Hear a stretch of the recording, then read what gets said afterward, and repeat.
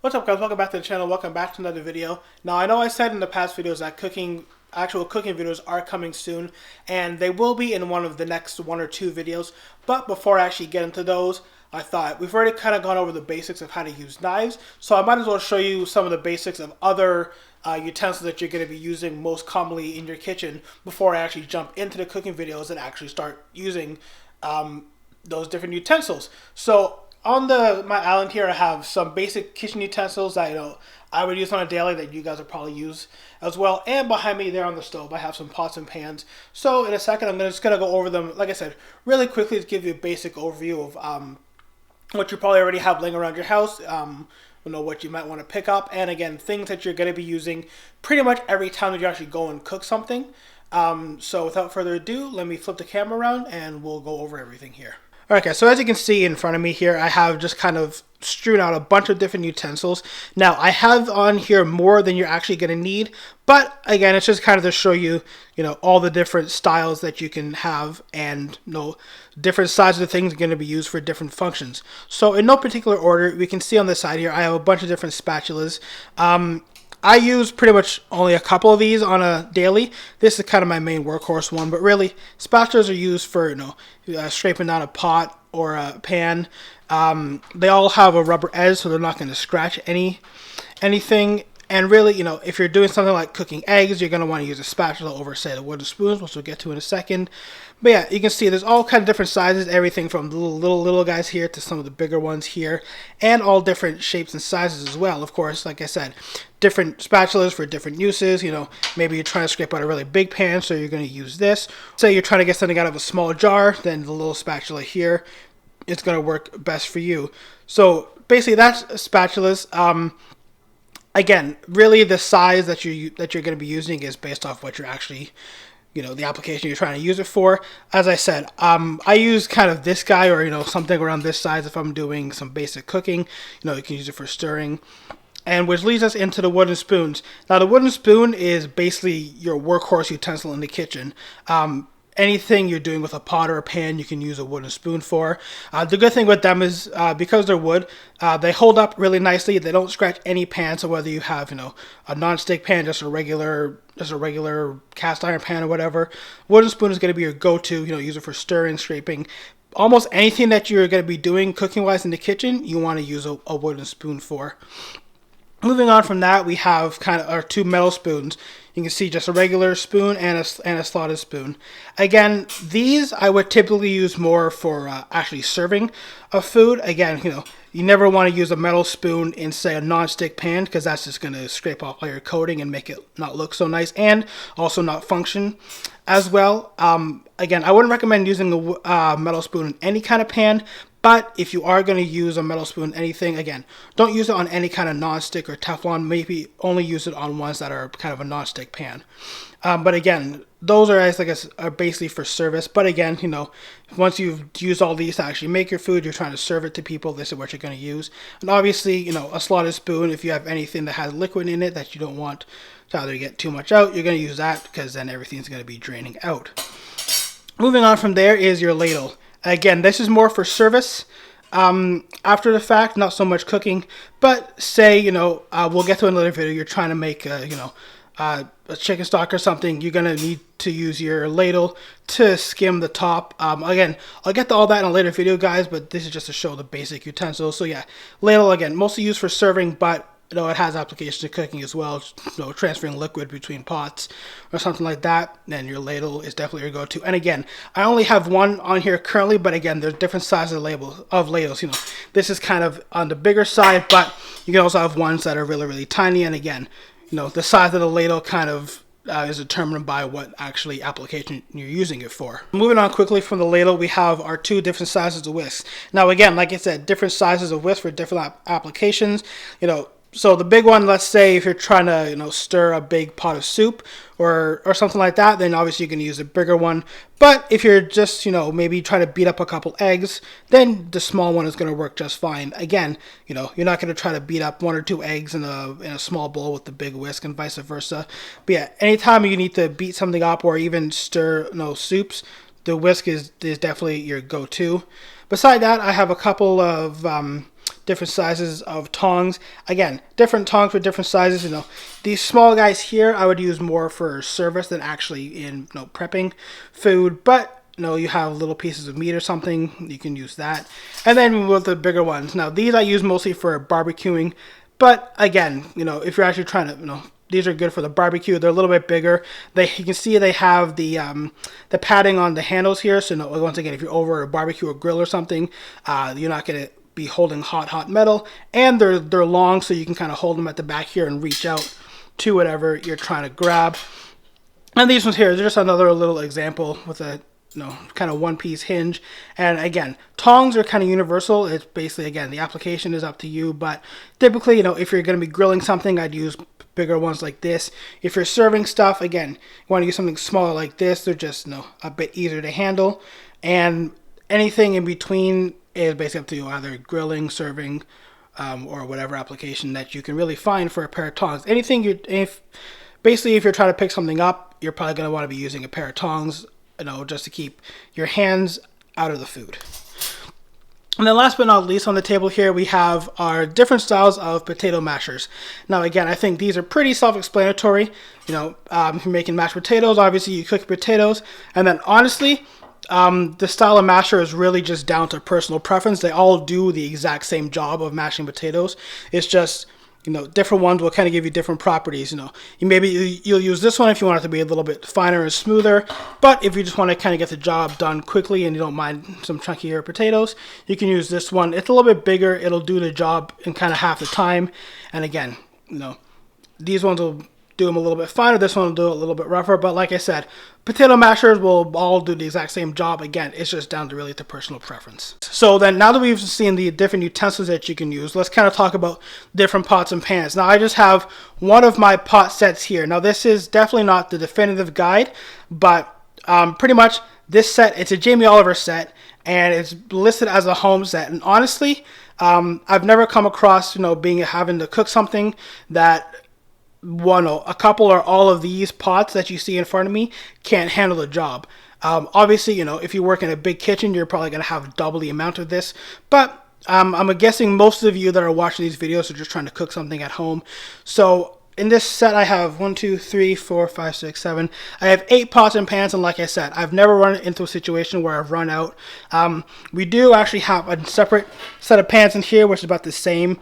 So honestly, you know, unless you're maybe making like a big Christmas dinner or something like that, you're not really going to need more than 8 pans. But just to go through them quickly, this first stack here, I have your basic frying pans. Now I have 3 different sizes, and you guys are probably wondering, what the heck is the white stuff in between? Well, really, guys, they're just a coffee filter. It's just a way to protect the pans. As you can see, these ones are fitted with like a Teflon non-stick coating in them, which can scratch easily. Like I said, no, if you use something like a metal spoon. So if you just grab some coffee filters or even some paper towel, you can put them in there. You can stack your pans up, and then if they do shift around, you know, the pans are hitting on the coffee filters, not on each other, trying to scratch out. So that's why those are there. They're basically just for storage. But anyways, let's remove those. So you can see I have 3 different sizes of frying pans, basically small, medium, and large. I would say your frying pans are kind of the workhorses of the kitchen. You know, you can do anything quickly in here, whether you're trying to stir fry some veg, cook some meat quickly, you want to fry up an egg. And again, no, the size of whatever you're trying to cook is going to determine. You know, if you're just doing maybe 1 or 2 eggs, you're going to want to use a small guy. If you're trying to make, you know, a big stir fry for a lot of people, then you're going to use your bigger pan. So like I said, frying pan's kind of the workhorse of your thing. I'm sure in a lot of my future videos of actually cooking stuff, you're going to see a lot of use of the frying pans. And the good thing with these ones is too, they are oven safe as well. So say you want to make like an egg frittata or something, you can cook up everything in your frying pan and go over to your oven, slide the whole pan in, and you're good to go. You're not going to destroy the pan, and the food inside is going to cook nicely. And that's just another way. Like I said, frying pans are kind of the universal cooking thing because they can go stovetop into oven. But also, I should note, not every frying pan is built to do that. So whenever you're buying, if that's something you want to do, make sure you check the labels, check with the manufacturer that they are actually oven safe. Okay, so moving on for the frying pans, that's kind of the quick overview of those. We have different styles of pots back here. Now, these kind of all do the same thing, but again, different sizes for different applications. So you see I have everything ranging from small to medium to large, and everything has its own lid, which is good, for covering things. And the fun thing with this set, not all pans have this, guys, so keep that in mind, but the good thing with this set is they all have this little hole in here to let steam escape. So if you're trying to, you're cooking, say, tomato sauce or something, and you want a little bit of air or water to evaporate, then this little hole here is going to let the steam out so that you don't get as much moisture inside, and it's going to cook down effectively. So as I said, all of these are in a nutshell called pots, but there are some more specific names for them. For example, the small guy here is going to be more commonly referred to as saucepan. Now, whether you're just at home heating up some tomato sauce or whatever, or you're actually making it from scratch, typically, if you're in a professional setting, if someone says, grab me a saucepan, you're going to grab something like this. Usually a little bit on the smaller side, like these two here, whether they have a lid or not. But again, typically something this side is going to be used for sauce. Again, because unless you're feeding 200 people, you're not going to need necessarily a pot of sauce this big. Or if you're just doing in a kitchen setting, let's say in a restaurant setting, say you're just making little individual plates of pasta or something. Well, you're gonna have your big pot of sauce like this, and then you're gonna use your ladle to pull out of there. Maybe go to your saucepan, heat up individual portions, and you're good to go. So yeah, like I said, the saucepans are basically going to be roughly around this size. Your big pot in the middle here, again, is kind of the all-around your go-to. You can make big things of sauce in here, or if you want to boil water to make rice or pasta or something, you're going to use your big pot. Again, it has plenty of room in there. You can put lots of water, you can put lots of product in there. I find these pots heat up really quickly. I don't know if it's just them or my stove or what, but I find these heat up really, really quickly. So, boiling water takes almost no time in these guys. And yeah, and then you'll probably notice the one in front here that doesn't have a lid. Well, some of the other lids do actually fit on there. And this pan here is a bit interesting because it's kind of an in-between between your frying pan and your basic pot or saucepan. So, like I said, with the frying pan, you can use that for maybe sauteing vegetables quickly. But the advantage with this pan here, as you can see, it has the higher edges. So say you want to, slightly pan fry some fish or something.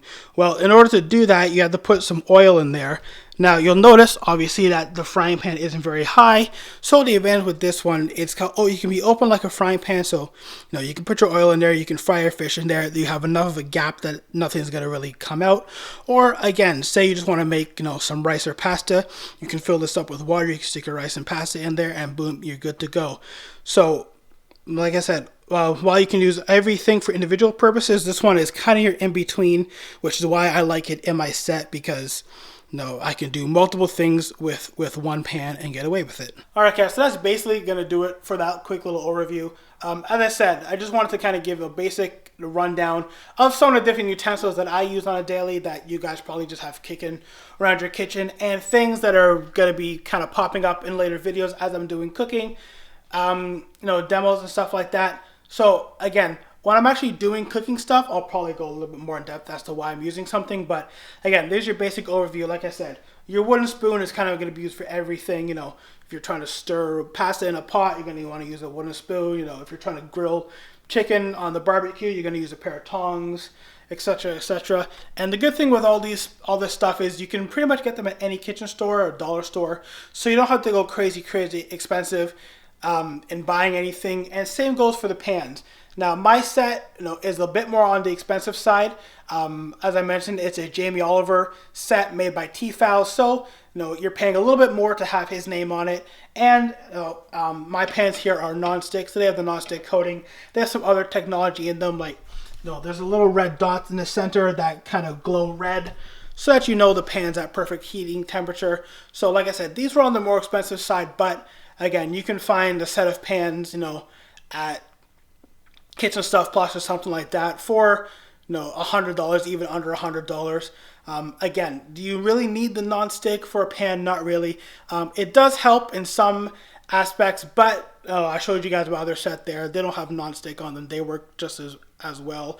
So again, like I said in one of my knife videos, guys, you know, you don't have to go crazy with the budget. You know, if you only have maybe a couple $100 to spend, you can pick up everything that I've shown you here today for that.